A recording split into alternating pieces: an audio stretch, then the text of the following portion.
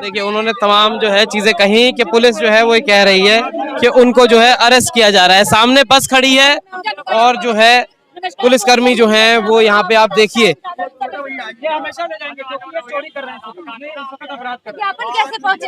ये देखिए देखिए दिल्ली पुलिस लगातार लेकर जा रही है, एक वकील साहब सामने और सामने से देख सकते हैं तमाम इसीलिए हम इनके चोरी लगाने से अरेस्ट होकर जा रहे हैं। लेकिन ये बार बार अपराध जो हो रहा है, इस अपराध के खिलाफ हम कानूनी कार्रवाई करेंगे और मैं वादा करता हूँ ये सभी पुलिस के अधिकारी जो कानून तोड़ रहे हैं उनको हम जेल भिजवाने का काम करेंगे। यहाँ से खड़े होकर वादा गिरफ्तार किया। अगर ये डिटेन करते तो मैं जाता नहीं इनसे, इसीलिए गिरफ्तार किया। अब मैं जा रहा हूँ क्योंकि मैं कानून का पालन करता हूँ। ठीक है, चलिए चलो। इनके लिए ये मजाक है, देख लीजिए, इनके लिए अभी भी मजाक है। तो देख सकते हैं कि कितना पुलिस का अरेंजमेंट यहाँ पे है। हम लोग क्या करने जा रहे हैं ये बताइए आप, कि अमित शाह जी और मोदी जी किस चीज से डरते हैं? ये एक चिट्ठी देने से ये सब लोग चोर घोषित हो सकते हैं, इसी चीज से डर रहे हैं ये। तो चोरी करना बंद कर देना। हम तो सिर्फ बता ही रहे हैं आप चोरी कर रहे हो। अगर ये चोरी करना बंद कर देंगे तो लोग इन्हें चोर कहना बंद कर देंगे। हर चीज की चोरी, इलेक्टोरल बॉन्ड से जनता के पैसे की चोरी, लोगों को भ्रष्टाचार करके एक एक जनता के पैसे की चोरी, और उसके बाद 400 पार करके संविधान की चोरी करना चाहते हैं। अब 400 पार क्या 40 पार भी नहीं हो सकते इनसे, तो अगर जनता के वोटों की सुनी जाए तो 40 पार नहीं हो सकते इनसे। इसीलिए ये जो चुनाव में घपला धांधली करने की मशीनें हैं उससे इलेक्शन करा रहे हैं। सुप्रीम कोर्ट में अब हम रामपुर चुनाव लड़ने गया था मैं, बहुत लोगों ने बहुत सारा सवाल भी किए थे मुझसे। सबसे बड़ी वजह रामपुर से चुनाव लड़ने की ये थी कि ईवीएम कभी भी चुनाव आयोग कभी भी किसी के हाथ में नहीं देगा और बोलेगा ये कि चुनाव की मशीनें सच्ची हैं। चोरी की मशीनें, फ्रॉड की मशीनों को बोलेगा कि सच्ची हैं, और चुनाव आयोग कभी भी किसी के हाथ में नहीं देगा मशीनें। तो उसको हाथ में लेने का, उसको झुटलाने का, ये चोरी करने की मशीनें साबित करने का एक ही तरीका होता है, या तो पॉलिटिकल पार्टीज के पास होता है, क्योंकि पॉलिटिकल पार्टीज को फर्स्ट लेवल ऑफ चेकिंग में पॉलिटिकल पार्टीज को ये मशीनें दिखाई जाती हैं चला के, या किसी व्यक्ति को जो पॉलिटिकल पार्टी से संबंधित नहीं है, देश का एक आम नागरिक है, उसे चुनाव लड़ना पड़ेगा ये मशीनें हाथ में लेने के लिए। इसीलिए हमने रामपुर से चुनाव लड़ा, और जो हम लोग कह रहे थे वो 100% 100% सच निकला कि चुनाव के अधिकारी जो हैं वो पूरी तरीके से आरएसएस और बीजेपी के साथ मिलके वोटों की चोरी करवा रहे हैं। कैसे?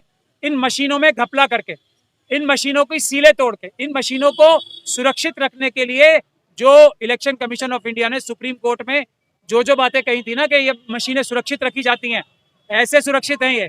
हम इनको स्ट्रांग रूम में रखते हैं, ताले लगा के रखते हैं, सील लगा के रखते हैं, कैंडिडेट्स को दिखाते हैं, कैंडिडेट्स के सिग्नेचर्स लेते हैं, हर टाइम हम सीसीटीवी फुटेज लगाते हैं, हर जगह हम वीडियोग्राफी कराते हैं।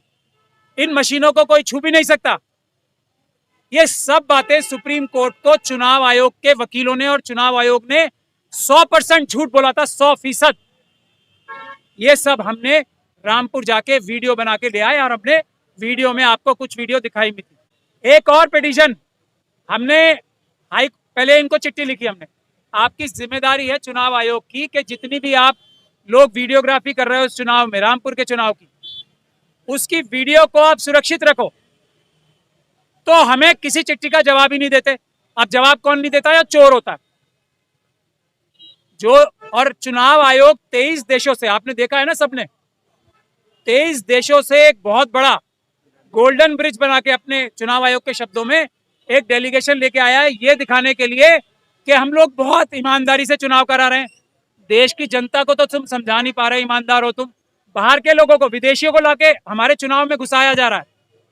आज से पहले ऐसा कभी नहीं हुआ कि जब विदेशियों को इस बात का जज बनाया जा रहा हो कि हमारे देश में चुनाव जो है निष्पक्ष हो रहे हैं, सुरक्षित हो रहे हैं। पहली बार नरेंद्र मोदी जी की सरकार ने इस चुनाव आयोग से जो भ्रष्टाचार में लिप्त है, जो बेईमानी और चोरी में लिप्त है, उसके उन भ्रष्ट और चोर अधिकारियों से पहली बार ये काम कराया गया देश के इतिहास में, कि विदेशी आके ये दिखाएंगे कि ये चुनाव निष्पक्ष हो रहे हैं, ये चुनाव ठीक हो रहे हैं।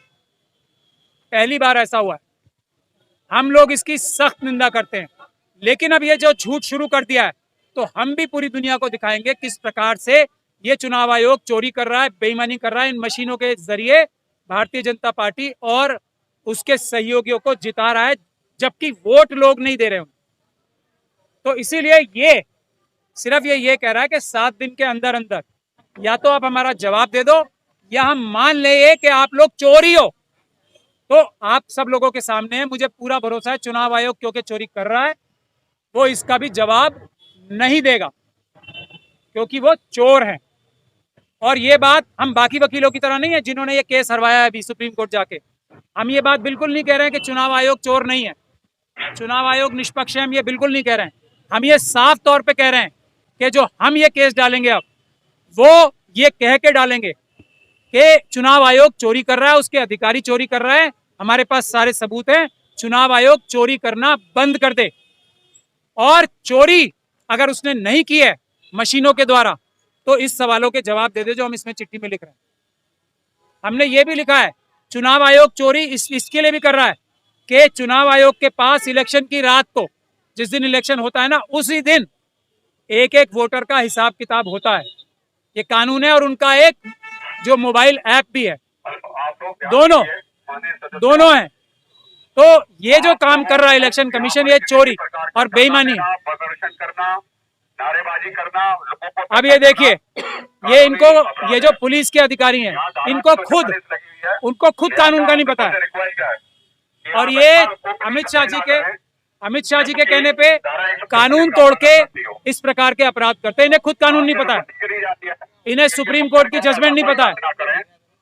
ये देखिए, अब ये बोले जाएंगे इनको पता नहीं है कानून। ये है, यही काम चुनाव आयोग कर रहा है अमित शाह जी और मोदी के कहने पे, कानून का उल्लंघन कर।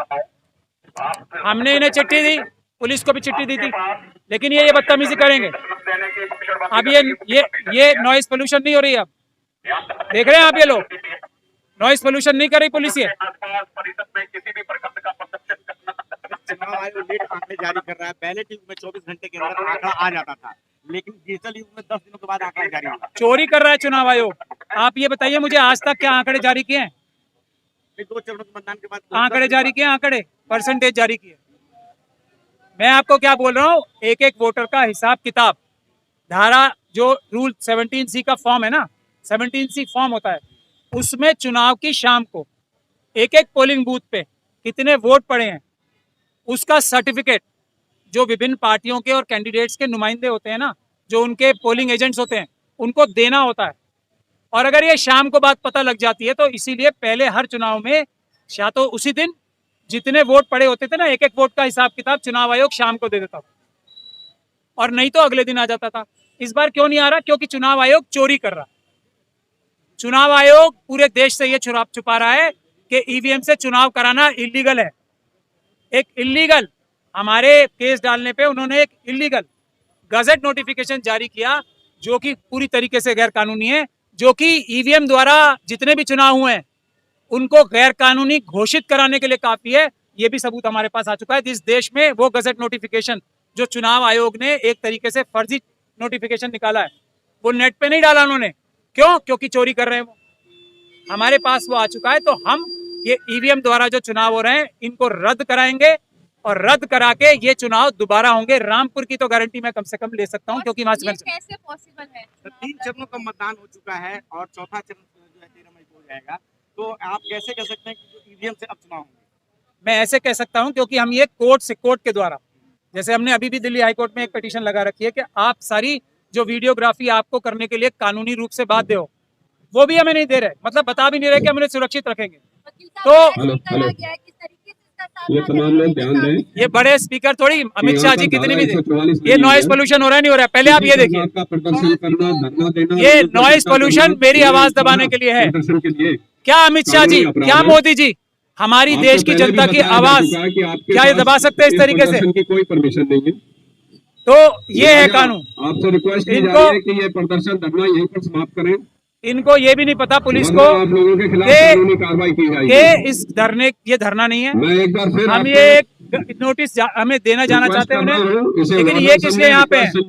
कि यहाँ धारा 144 लगी हुई है। लेकिन ये लोग यही ये इलाका हम सुप्रीम कोर्ट नहीं जा रहे हैं, हम इलेक्शन कमीशन जा रहे हैं। यहाँ किसी भी प्रकार का प्रदर्शन करना, धरना देना, इन्हें आचार संहिता भी नहीं पता है। देखिए देखिए, मैं ये दिखा रहा हूँ, ये अपने आप को पुलिस के अधिकारी बोलते हैं। आपसे रिक्वेस्ट इनको करता हूं कि ऐसा कोई कार्य ना करें इनको ये जिससे भी कि कानूनी अपराध इनको ये भी नहीं पता कि आचार संहिता किस पे लगती है। ये है हमारे देश की पुलिस, आचार संहिता किस पे लगती है इन्हें ये भी नहीं पता है। तो आप देख सकते हैं कि ये कानून और संविधान की धज्जियां उड़ा के ना सिर्फ चुनाव आयोग बल्कि अमित शाह साहब के दबाव में ये पुलिस ऑफिसर्स, चलिए अब आपको ऐसा नहीं है। समय अब आपका समाप्त होता है। अब देखिए ये अब हमें आप समय अपनी देंगे। अपनी जगह चले जाएं, वरना हमें मजबूरन कानूनी कार्रवाई करनी ये पड़ेगी। देखिए, ये है इनकी कानूनी कार्रवाई जो कि इनको पता भी नहीं है।